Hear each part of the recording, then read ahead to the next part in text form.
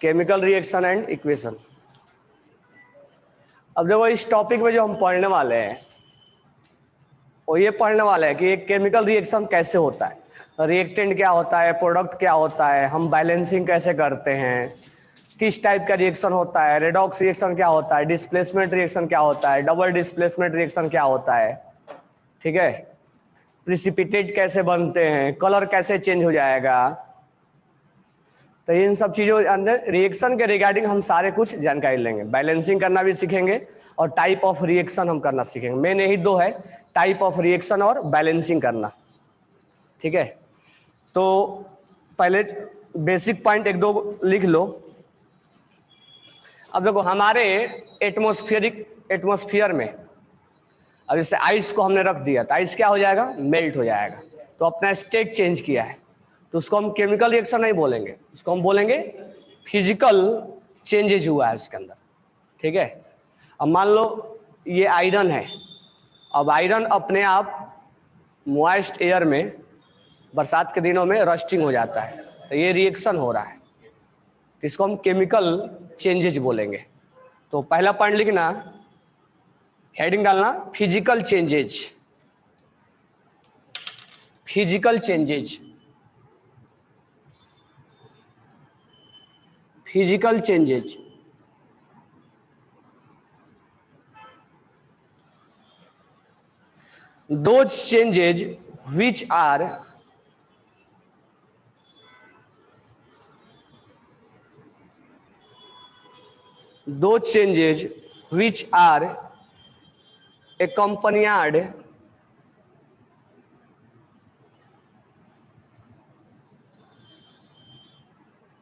Those changes which are accompanied with change in physical properties, with change in physical properties, with change in physical properties of the substance,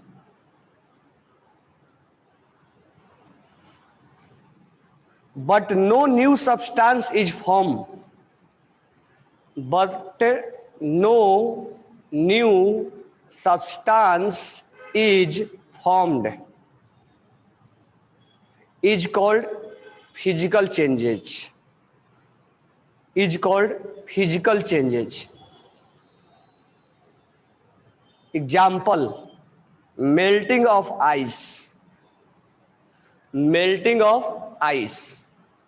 अगर ice melt भी कर गया तो क्या बनेगा, water, और ice भी क्या होता है, H2O ही होता है, तो केवल अपना वो स्टेट चेंज किया, सब्सटेंस चेंज नहीं हुआ। Boiling of water, boiling of water, boiling of water is also physical change, क्योंकि अगर वाटर को हम बॉयल करते हैं तो वेपर बनता है, और वेपर किस फॉर्म में रहेगा, गैसियस फॉर्म में रहेगा, वो भी वाटर और वाटर भी वाटर, तो नया स्टेट केवल चेंज हुआ है, सब्सटेंस चेंज नहीं हुआ है। नेक्स्ट लिखना केमिकल चेंजेज, केमिकल चेंजेज। इसमें लिखना those changes in which, those changes in which original substance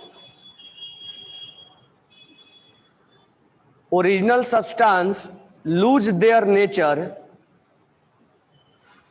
lose their nature and identity, lose their nature and identity to form a new chemical substance, to form a new chemical substance with different properties, with different properties called chemical changes, called chemical changes। Example लिखना, burning of candle, burning of candle, cooking food, cooking food, अगर हम candle को burn करते हैं तो क्या होता है?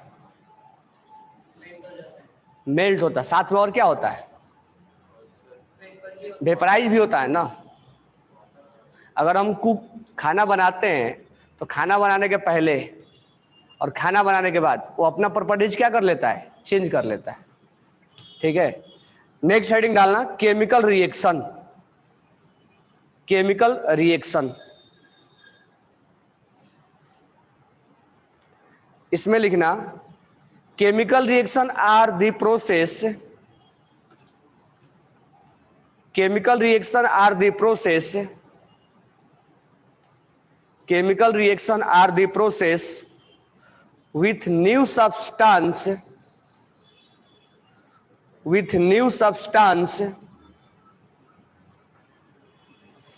are formed, with new substance are formed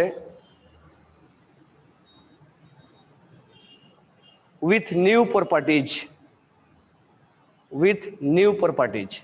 यानी केमिकल रिएक्शन में एक नया सब्सटेंस बनता है। जैसे कार्बन डाइऑक्साइड को ऑक्सीजन से बर्न करा दो तो क्या बनेगा? CO2। अब CO2 का प्रॉपर्टीज ना तो कार्बन से मैच करेगा और ना तो ऑक्सीजन से मैच करेगा। ठीक है, इसमें लिखना during the chemical reaction, during the chemical reaction, during the chemical reaction heat will be absorbed or liberated। During the chemical reaction heat will be absorbed or liberated। मतलब केमिकल रिएक्शन के दौरान heat या तो absorb होता है या तो release होता है।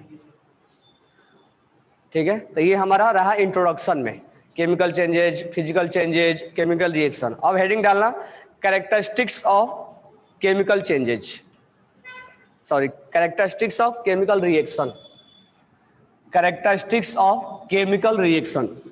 अगर एक रिएक्शन हुआ है तो क्या क्या चेंजेज हो सकते हैं? Characteristics of chemical reaction.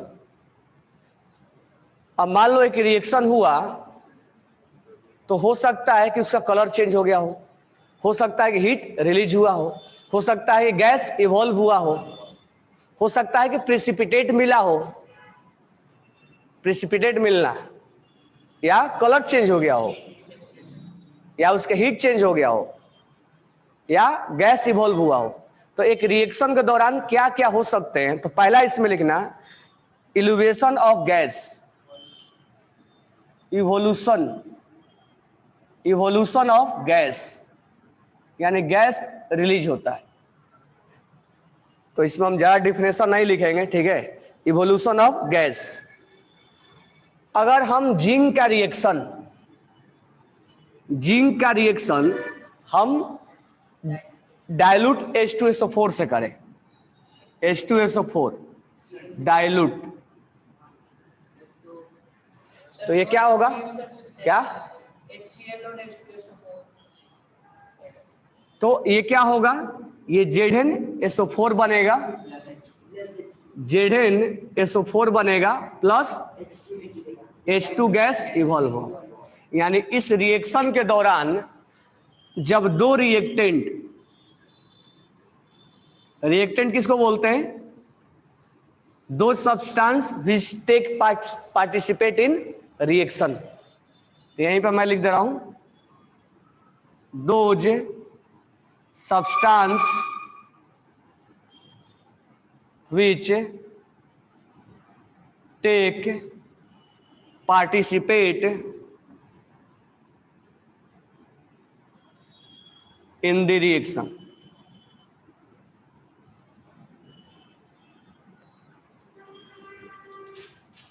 This one will be reactant। यहां जिंक है और डाइल्यूट H2SO4 ने रिएक्शन किया है और ये हमारा प्रोडक्ट बना है। तो जब रिएक्टेंट आपस में रिएक्शन करते हैं तो हमें प्रोडक्ट बनता है। अब ये जो रिएक्शन हुआ है इसका अपना, इनका आइडेंटिटी क्या हो गया? लूज हो गया। अब ये जो प्रोडक्ट बना अब इनका आइडेंटिटी आ गया। और इस रिएक्शन के दौरान गैस क्या हुआ है, इवॉल्व हुआ है। हाँ, हम ज्यादा इसमें लैंग्वेज में नहीं लिखेंगे, बस एग्जाम्पल लिखते आगे बढ़ेंगे, ठीक है। नेक्स्ट है formation of precipitation. Precipitation, formation of precipitation, formation of precipitation, सबने लिख लिया। फॉर्मेशन ऑफ प्रिसिपिटेशन, प्रिसिपिटेशन का मतलब क्या होता है, लेफ्ट बिहाइंड द रिएक्शन। तो तुम्हें एक लाइव ऐसे एग्जांपल दे रहा हूं। मान लो तुम सॉल्ट को पानी में घोल डिजोल्व कर रहे हो, और डिजोल्व करते गए, अब सॉल्ट अब डिजोल्व नहीं हो रहा है। अब तुम उसको हीट कर दो, और हीट करने के बाद और सॉल्ट उसमें डिजोल्व हो जाएगा, यानी उसमें एक्स्ट्रा अमाउंट का सॉल्ट तुमने क्या कर दिए, डिजोल्व कर दिए हीट करने के बाद। अब तुम उसी पानी को कूल कर दो, कूलिंग कर दो। जब कूलिंग करोगे तो जो एक्स्ट्रा NaCl का मोल डिजोल्व हो गया होगा, वो क्या हो जाता है, वो बर्तन के उस कंटेनर पे, दीवार पे वैसा व्हाइट में चिपक जाता है। तो वो हमारा हो गया कि प्रिसिपिटेशन बन रहा हो, पीपीटी बन रहा हो, सॉलिड के फॉर्म में प्रिसिपिटेशन बनता है। तो कई बार हम प्रेसिपिटेशन बनाते हैं, मेटलर्जी वगैरह में कई बार हम प्रेसिपिटेशन बना के उसको क्या करते हैं, फिल्टरेट करते हैं, अलग करते हैं। इस नाम सुनोगे AgCl, व्हाइट कलर का प्रेसिपिटेशन बनता है। AgNO3 when react with NaCl, तो उसको रिएक्शन हम ले लेते हैं। तो नेक्स्ट हेडिंग डालना फॉर्मेशन ऑफ प्रेसिपिटेशन। तो इसका प्रेसिपिटेशन में हम एग्जांपल्स लिखेंगे पहले। जैसे मान लो AgNO3 सिल्वर नाइट्रेट अगर हमने लिया, तो NaCl के साथ अगर हम इसका रिएक्शन करवाते हैं तो ये बनता है AgCl, और ये प्रिसिपिटेट बनता है, शॉर्ट में इसको लिखेंगे PPT, और इसका एरो हम ऐसे दिखाएंगे, और ये बन जाएगा NaNO3 सोडियम नाइट्रेट। ये सिल्वर क्लोराइड बन गया और ये सोडियम नाइट्रेट बन गया। तो ये सॉल्यूशन में प्रिसिपिटेट यानी सॉलिड के फॉर्म में बन जाएगा, जो कि व्हाइट कलर का होता है। हाँ, ये इनसोल्यूबल होगा, ये व्हाइट कलर का इनसोल्यूबल। तो जो गैस होता है उसको अपवार्ड एरो से रिप्रेजेंट करते हैं, और ये सॉलिड बन गया, इसको हम डाउनवर्ड एरो से रिप्रेजेंट करेंगे। और भी एग्जांपल्स है, जैसे PbNO3 lead nitrate, PbNO3 whole twice, क्योंकि लीड पे चार्ज क्या होता है +2, और NO3 पे चार्ज क्या होता है -1। तो अगर हम फॉर्मूला बनाएंगे तो क्रॉस मल्टीप्लाई हो जाएगा, तो PbNO3 होल ट्वाइस होगा। अगर हम इसके साथ पोटेशियम आयोडाइड मिला दें, और यहां लिखा हुआ एक्वस, AQ बोले तो एक्वस फॉर्म में, और ये एक्वस फॉर्म में, तो ये बन जाएगा लीड आयोडाइड PbI2, यहाँ Pb प्लस है, NO3 माइनस है, K प्लस है, आयोडीन माइनस है। तो ये Pb इस आयोडीन के साथ हो जाएगा, और NO3 इसके साथ, पोटेशियम नाइट्रेट प्लस KNO3, तो लीड आयोडाइड। और इसको हमें बैलेंस भी करना पड़ेगा, यहाँ 2 लगा देंगे और यहाँ 2 लगा देंगे। बैलेंसिंग हालांकि जानते हो तो ठीक है, ये तो आगे बताएंगे, जानते हैं ना, तो फिर टॉपिक इजी जाएगा। तो ये किस कलर का PPT बनेगा, येलो कलर का PPT बन जाएगा, जो कि पानी में क्या होगा, मतलब पानी में नहीं, सॉल्यूशन में क्या होगा, इनसोल्यूबल होगा, और ये एक्वस फॉर्म में होगा, एक्वस फॉर्म में ये बनेगा। नेक्स्ट है change in colour, change in colour, change in colour.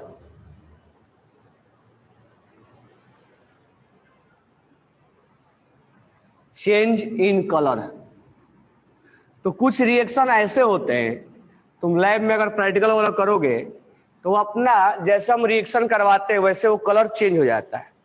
जैसे एग्जाम्पल,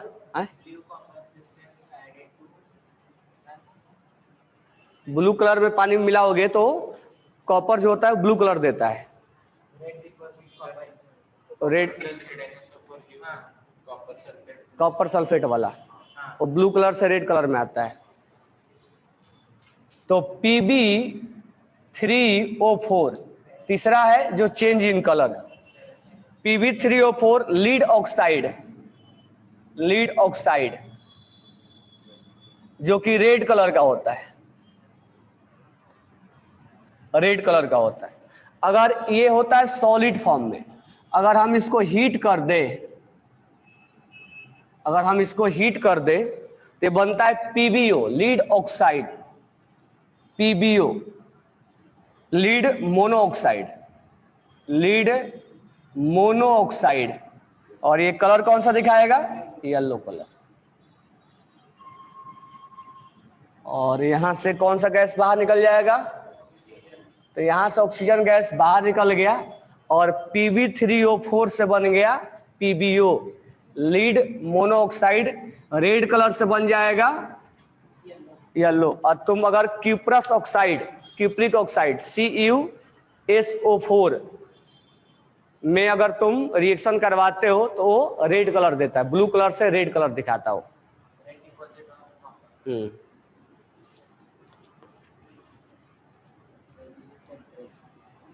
नेक्स्ट लिखना change in temperature,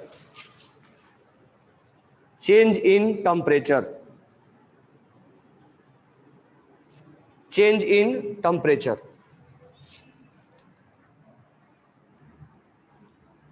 change in temperature, तो यहां ध्यान देना C6H12O6 ये किसका फॉर्मूला है, ग्लूकोज, ये फ्रूटोज का ही फॉर्मूला है।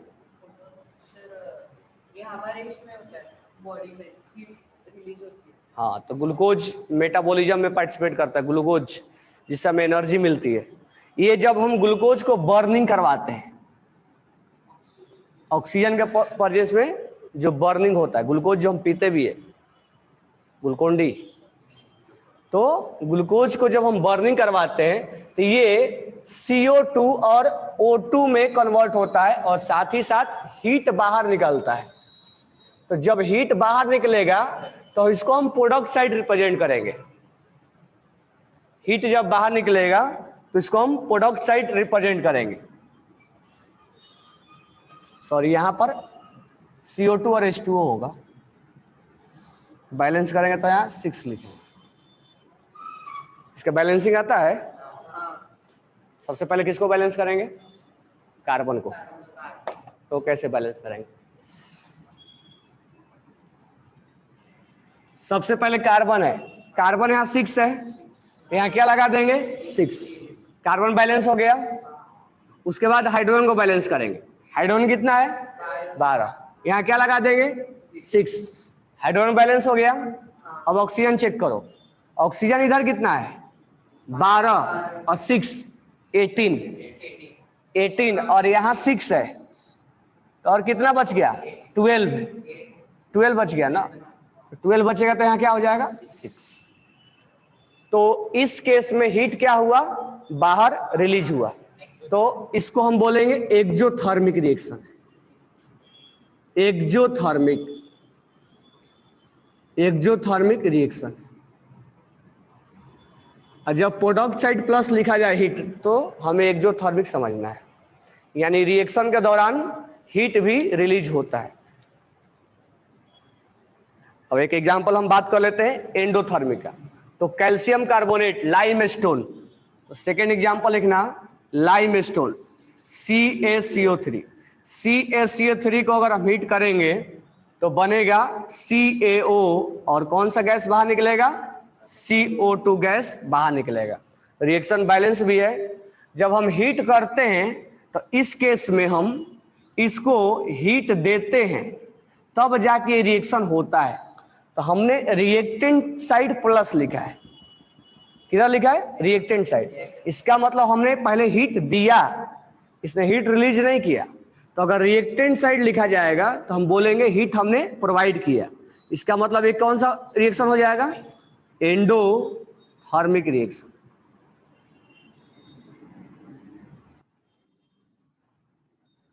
जब हीट बाहर रिलीज होगा तो हम प्रोडक्ट साइड प्लस हीट लिखेंगे, और जब हीट देंगे तो हम रिएक्टेंट साइड प्लस से इंडिकेट करेंगे।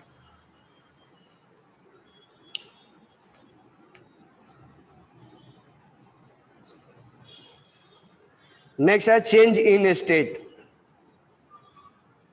चेंज इन स्टेट, ठीक है।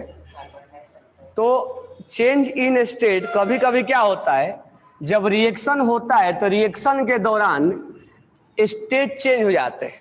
जैसे H2 plus O2, H2 hydrogen gas और O2 ऑक्सीजन गैस, जब ये दोनों रिएक्शन किया तो बना 2H2O, और वाटर जो बनेगा वो किस फॉर्म में होगा?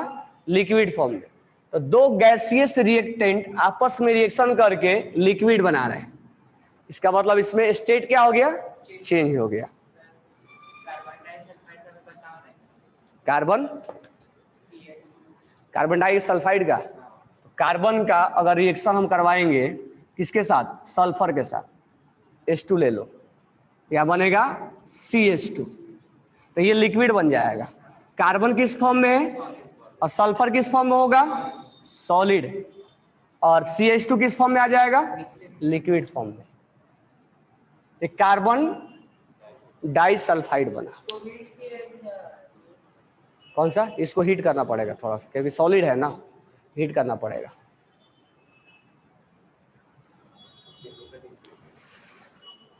तो कहने का मतलब ये हुआ कि एक रिएक्शन का कैरेक्टरिस्टिक्स क्या क्या बोल सकते हो? अगर आएगा कैरेक्टरिस्टिक्स लिखने के लिए तो क्या लिख सकते हैं? एलिवेशन ऑफ गैस, और फॉर्मेशन ऑफ प्रिसिपिटेशन, और चेंज इन कलर, और टेम्परेचर हीट। एक जो होगा या तो एंडो होगा, और तो वही कंडीशन ही तो होगा। कौन सा? अच्छा, कंडीशन क्या है? तो कंडीशन आगे बताएंगे। एक रिएक्शन होने के लिए क्या क्या कंडीशन है? तो कंडीशन के लिए रिएक्शन को कोलाइड होना जरूरी है, collision between reactant molecules. Collision के बाद उसका एक्टिवेशन एनर्जी, काइनेटिक एनर्जी ज्यादा होना चाहिए और एक्टिवेशन एनर्जी कम होना चाहिए। अब एक्टिवेशन एनर्जी आगे बात करेंगे क्या होता है। उसके अलावा वो एक कोलिजन परफेक्ट डायरेक्शन में होना चाहिए, नहीं कि टकराना किसी और से था, टकरा किसी और से जाएगा तो प्रोडक्ट कुछ और बन जाएगा। उसके बाद अगर प्रोडक्ट बन गया तो उसमें काइनेटिक एनर्जी कम और पोटेंशियल एनर्जी ज्यादा होना चाहिए, नहीं तो फिर से टकरा के एक न्यू प्रोडक्ट बन जाएगा। तो कंडीशन अलग चीज है, अगर होगा तो आगे पढ़ाएंगे, नहीं तो एक्चुअली 12th क्लास का टॉपिक है। बुक में होगा थोड़ा बहुत। एक्टिवेशन एनर्जी होगा नहीं हो, ICSE में है। कितने कंडीशन दे रखा है?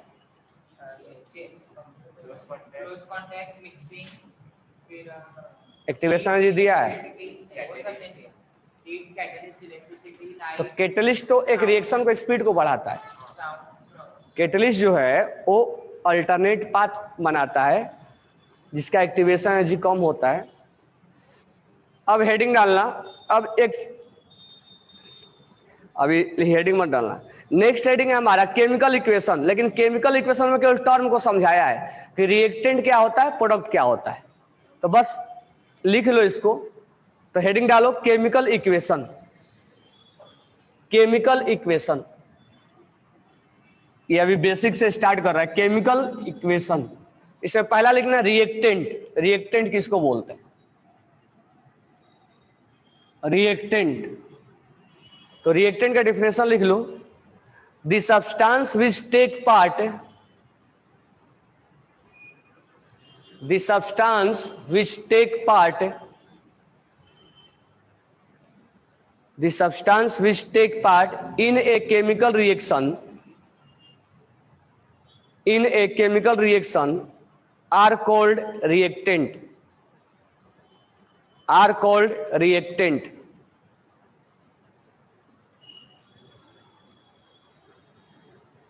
ठीक है, और इसको हम किधर लिखते हैं? लेफ्ट हैंड साइड लिखते हैं। ये नहीं लिखना है, तुम जानते हो, बस डिफरेंशिएशन प्रोडक्ट का रिएक्टेंट का काफी है। प्रोडक्ट लिख लो, the substance form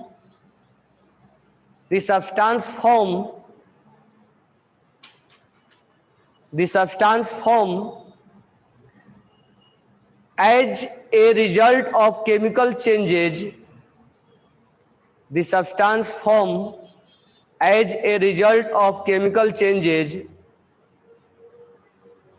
during a chemical reaction are called product।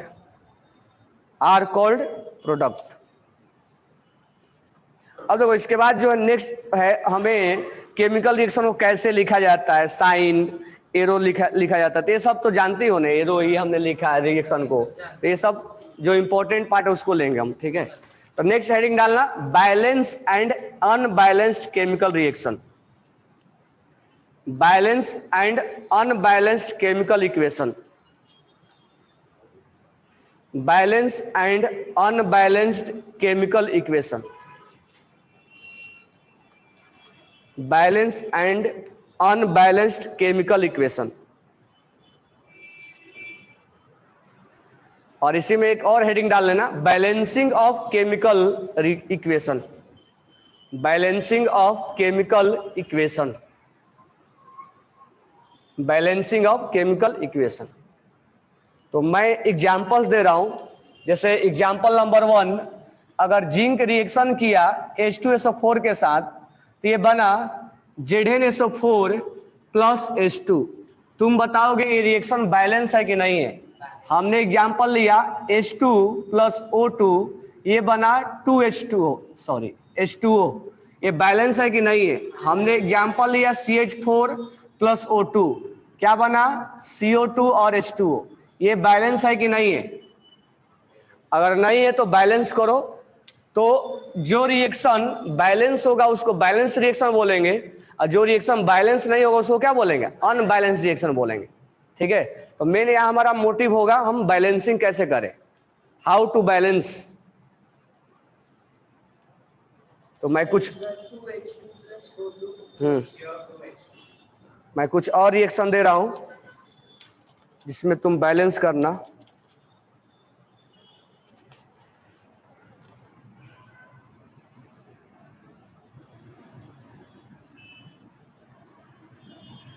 H2SO4 plus NaOH। तो यहां पर इस टॉपिक में हम आज बैलेंसिंग भी सीख लेंगे।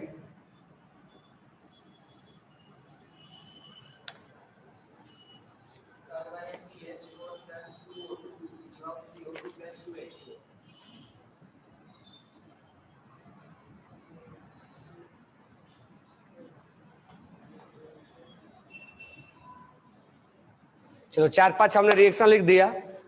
अब पहला रिएक्शन, इधर जिंक कैसे बैलेंसिंग करते हैं हम? जिंक लेफ्ट हैंड साइड कितना है? 1 है। राइट हैंड साइड कितना है? 1 है।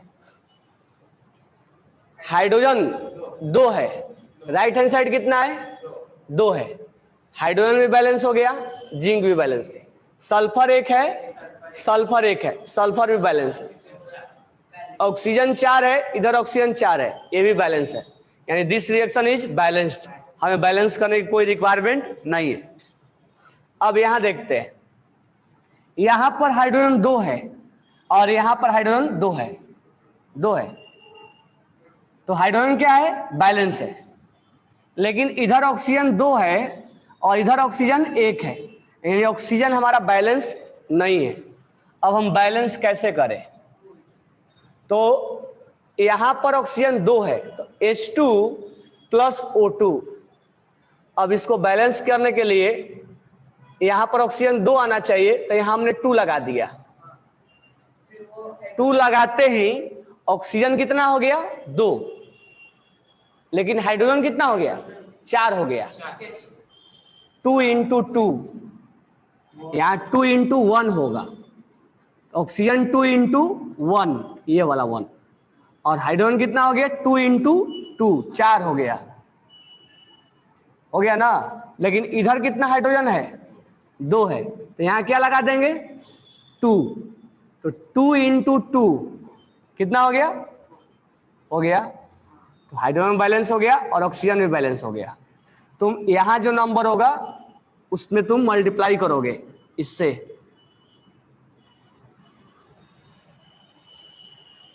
अब यहां ध्यान देना, कार्बन 1 है, हाइड्रोजन 4 है, इधर 2 है।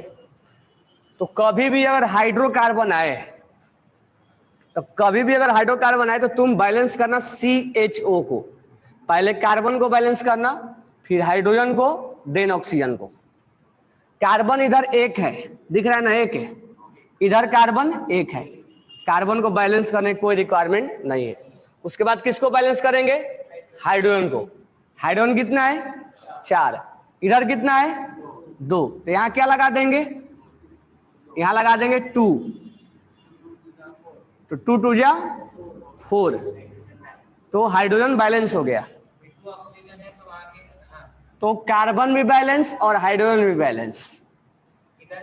अब ऑक्सीजन है तो पहले इधर देख लो, ये 2 ऑक्सीजन और ये 2 ऑक्सीजन, ये काउंट होगा यहाँ पे, यहाँ 1 मत काउंट करना है, 2 इंटू 1 काउंट करना, यहाँ 2 इंटू 1 काउंट होगा, और यहाँ 1 है तो 1 इंटू 2 काउंट होगा।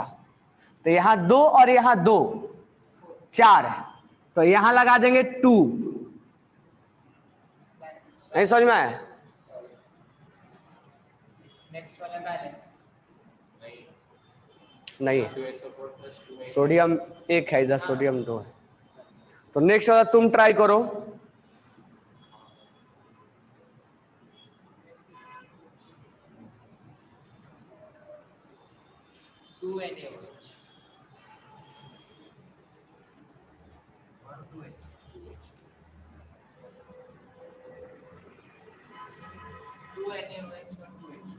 टू NaOH,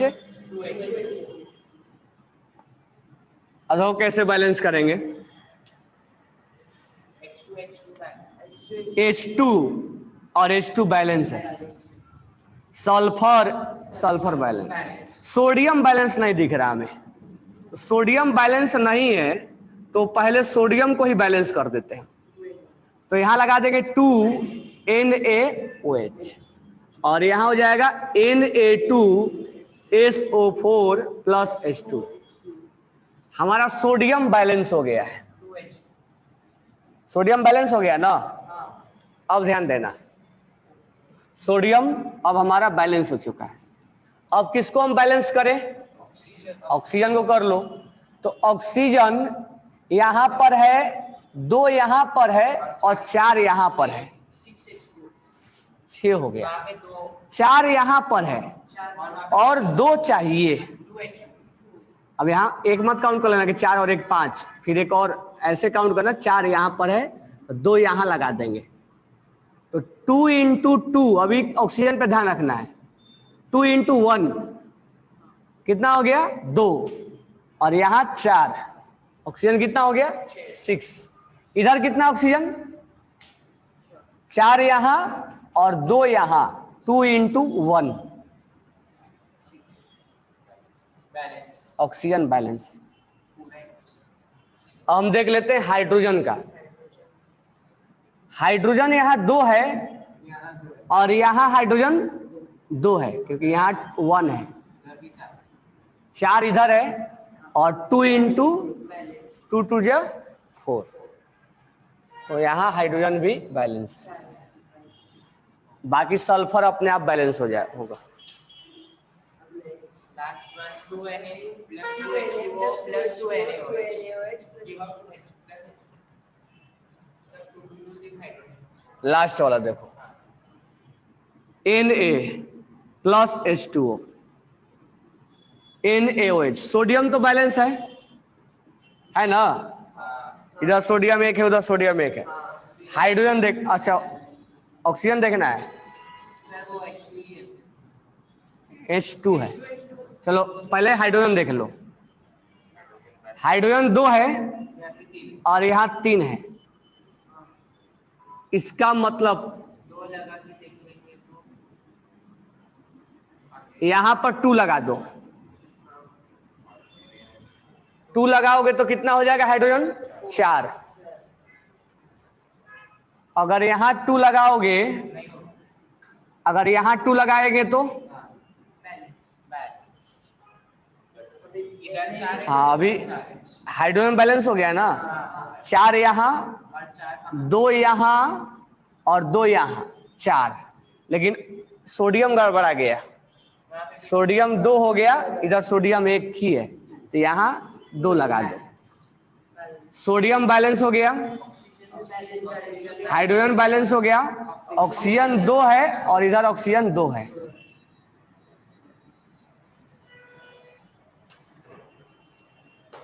ठीक है, तो मैं कुछ रिएक्शन दे रहा हूं, तुम घर से उसको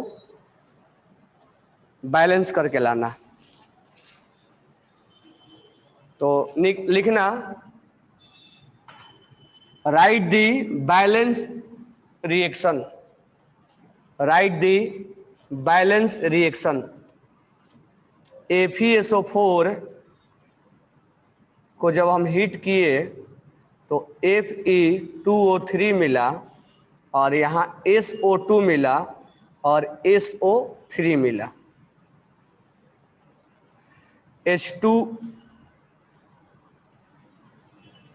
H2O को जब हमने हीट किया तो H2 मिला और ऑक्सीजन मिला। AgBr को जब हमने हीट किया तो सिल्वर मिला और ब्रोमीन मिला।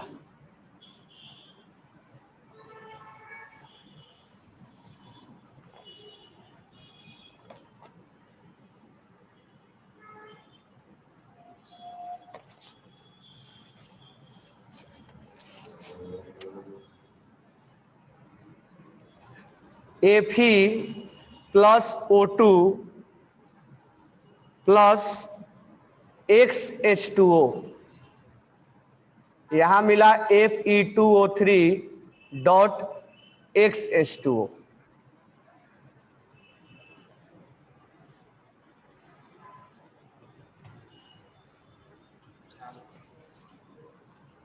Cu plus CO2 plus O2 plus water, reaction हुआ CuCO3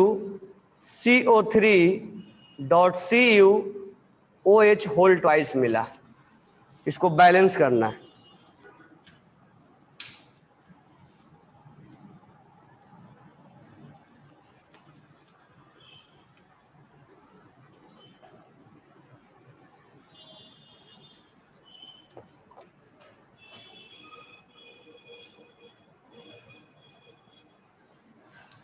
तो कल हम पढ़ेंगे, मतलब बैलेंसिंग के बाद टाइप ऑफ रिएक्शन। तो कल हम मेनली जो पढ़ने वाले हैं यही मेन है इस रिएक्शन का, डिकम्पोजिशन, डिस्प्लेसमेंट। लगभग 2 लेक्चर में चैप्टर एंड हो जाएगा।